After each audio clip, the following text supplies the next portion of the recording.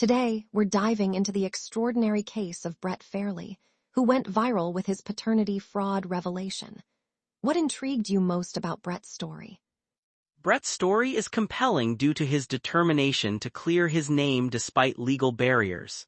He presented comprehensive evidence, including text messages and photos, to the court, demonstrating he wasn't the father. It's fascinating how Brett, despite a court-imposed gag order, shared his narrative. Can you explain the legal implications he faced for telling his story? Certainly, the court's gag order was intended to prevent either party from discussing the case publicly.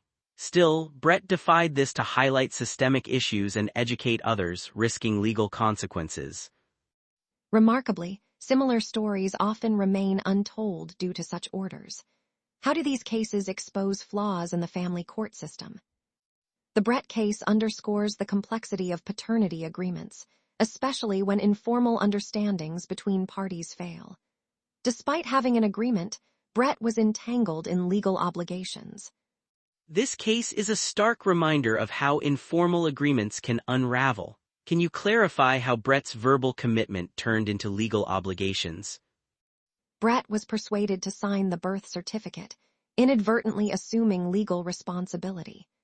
This is a common pitfall where legal recognition of paternity ensnares individuals in financial and emotional responsibilities. Do you see any legal reforms that could prevent cases like Brett's from happening in the future? There's a growing call for mandatory DNA testing at birth, yet privacy concerns and the potential societal impact complicate this. Nonetheless, standard legal practices like clear documentation and legal consultation could mitigate such dilemmas. Paternity fraud cases often spur a flurry of counterarguments, primarily around privacy violations versus truth-seeking. How do these debates unfold in the legal and public spheres? Indeed, opponents argue that mandatory testing violates individual privacy and autonomy, while proponents advocate for the fundamental right to truth and parental certainty. The balance between these positions is complex. Could mandatory testing lead to more social unrest, as suggested by some experts in jurisdictions like Jamaica?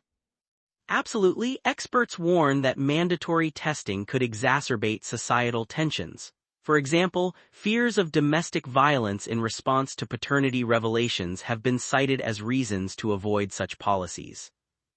Given these challenges, how might future legal frameworks evolve to balance these competing priorities? Men's advocacy has gained momentum, with communities discussing legal system reforms.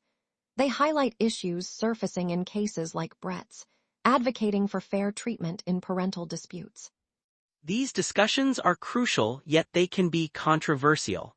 How do these advocacy movements aim to transform the narrative around male vulnerabilities in the legal system? They strive to shed light on biased court practices and promote balanced legal responsibilities for both parents. Such conversations encourage systemic change and foster a fairer judicial approach. Looking ahead, how might societal attitudes shift concerning paternity rights and responsibilities? As awareness grows, we may see a cultural shift towards mutual parental accountability, safeguarding the interests of children and ensuring equitable responsibilities. This could lead to more standardized processes and reduced stigma.